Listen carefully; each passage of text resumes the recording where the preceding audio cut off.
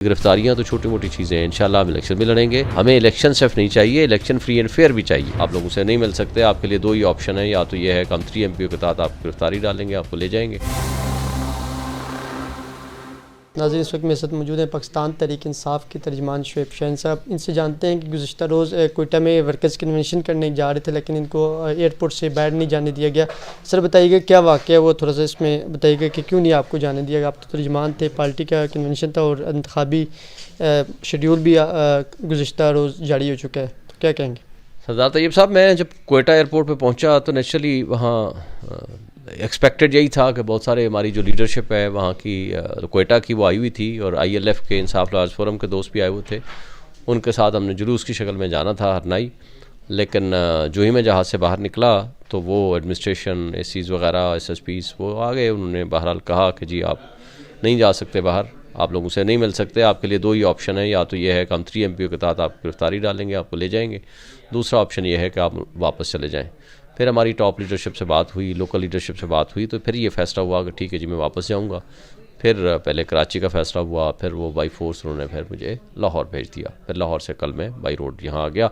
लेकिन अफसोस की बात है कि देखें, अगर आप एक लीडरशिप को अगर आप अपने वर्कर्स के पास नहीं जाने देंगे, अगर आप लोगों से आने जाने पे पाबंदी लगा देंगे, अगर आप पुरअमन जद्दोजहद का रास्ता रोक लेंगे, और वो भी स्पेशली बलूचिस्तान के लिए, तो इसका अफसोस होगा, इसका नुकसान होगा हमारी जमहूरियत को, हमारे आइन को, हमारे क़ानून को, और उन लोगों को जो इस वक्त आस और उम्मीद लगा के बैठे हैं कि हम जमहूरियत के ज़रिए आवाम अपने फ़ैसले करेगी, तो उसका नुकसान हमारे मुल्क को होगा। सर ये बताइएगा कि कैसे देखते हैं कि इस वक्त इलेक्शन शेड्यूल भी जारी हो गया, सुप्रीम कोर्ट ने कल हंगामी तौर पर समाअत भी की, इसको कैसे देखते हैं? और दूसरा ये है कि साथ साथ उन्होंने जो आपके additional general secretary Pakistan Tehreek Insaf Umar Khan नैस साहब, उन पर भी तो इन्हें अदालत की कार्रवाई का इंदिया दे दिया और उन्होंने उनको जवाब भी तलब कर लिए, इसको कैसे देखते हैं? देखिए, मैं समझता हूँ कि सुप्रीम कोर्ट ने एक तो ठीक फैसला किया कि जी 8 फरवरी को इलेक्शन हर हाल में होने चाहिए। हम तो नहीं चाहते थे कि इलेक्शन अल्तवा हो, हम तो सिर्फ ये चाहते हैं कि फ्री एंड फेयर इलेक्शन कराएं। आप वो DRO, वो लोग जो हमारे ख़िलाफ़ जुल्म व तशद्दुद का एक ज़रिया बन रहे हैं, जो हमारे लोगों के ख़िलाफ़ 3 MPO और 16 MPO के मुकदमात दर्ज कर रहे हैं, हमारे लोगों के ख़िलाफ़ मुकदमात बना रहे हैं, आप अगर वो इलेक्शन कराएंगे तो वो फ्री एंड फेयर इलेक्शन तो नहीं होगा, वो वक्त से पहले मुतनाज़ा हो चुका है, मज़ीद होगा। हम तो सिर्फ इस बात को इंश्योर कराना चाहते थे, और सुप्रीम कोर्ट के पास इलेक्शन कमीशन ने झूठ बोल के वो आर्डर कराया है, जिसमें कहा है कि जी हाई कोर्ट ने ये फैसला कर दिया था कि आप जो हैं वो हम नहीं देंगे उनको RO। तो उन्होंने तो नहीं फैसला ऐसा किया था, लाहौर हाई कोर्ट का फैसला मौजूद है, जो उन्होंने कहा था कि आप शेड्यूल लेकर आएँ और फिर हमें बताएं कि हम आपको बंदे दें।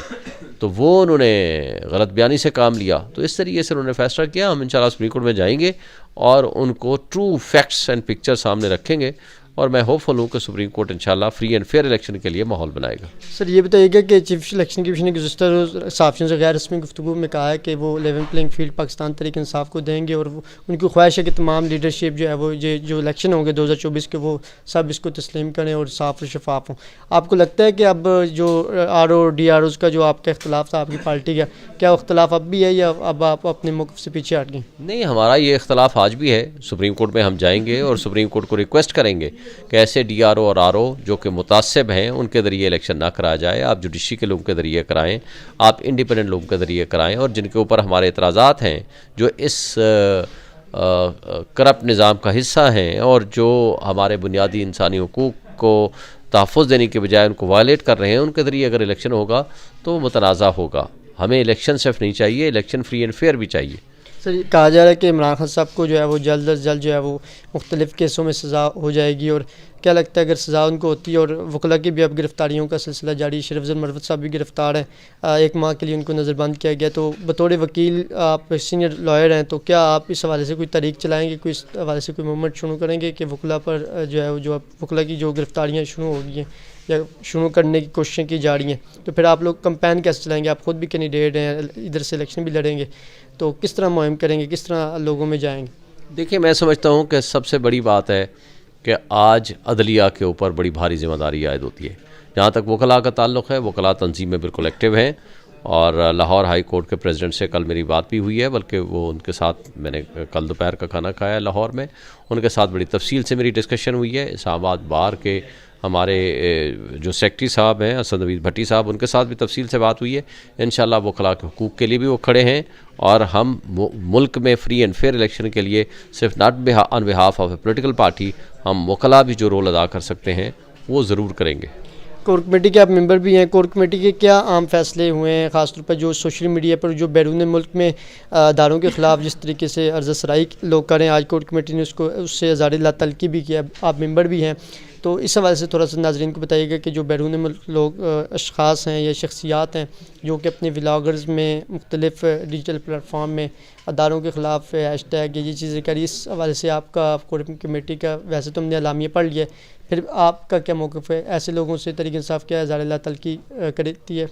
देखें, हमारा कोर कमेटी की कल मीटिंग में मैं भी शामिल हुआ और वो फ़ैसला जो हुआ है वो हमने अपने वज़ारत अपने जो महकमा इत्तलाआत के ज़रिए आप तक पहुंचा दिया है और वही मेरा मौक़िफ़ है जो पोलिटिकल पार्टी का और हमारी कोर कमेटी का फ़ैसला है। हम मुल्क का मफाद सबसे पहले है, मुल्क सबसे पहले है और उसके बाद बाकी सारी चीज़ें। सर लास्ट बताइए, लतीफ़ खोसा साहब 2 दिन बाद जो है पाकिस्तान तहरीक इंसाफ में बाकायदा शमूलियत का ऐलान करने जा रहे हैं, खोसा साहब की PTI में शमूलियत को कैसा देखते हैं? देखिए, मैं समझता हूँ कि खोसा साहब की शमूलियत बहुत बड़ा फ़ैसला होगा, हमारी लीगल टीम में भी बड़ा इजाफ़ा होगा और हमारी लीगल टीम का हिस्सा तो वो पहले से ही है और मैं समझता हूँ कि पार्टी को ऐसी स्ट्रॉन्ग लीडरशिप की ज़रूरत है जो आइन और क़ानून की बालादस्ती पे यकीन रखते हों और बड़े इंडिपेंडेंट माइंड के लोग हों, तो मेरा ख़्याल है कि इससे PTI को बहुत फ़ायदा होगा। सर आखिर में ये बता दीजिए, अगर आपको गिरफ़्तार किया जाए तो क्या आप जेल से भी इलेक्शन लड़ेंगे?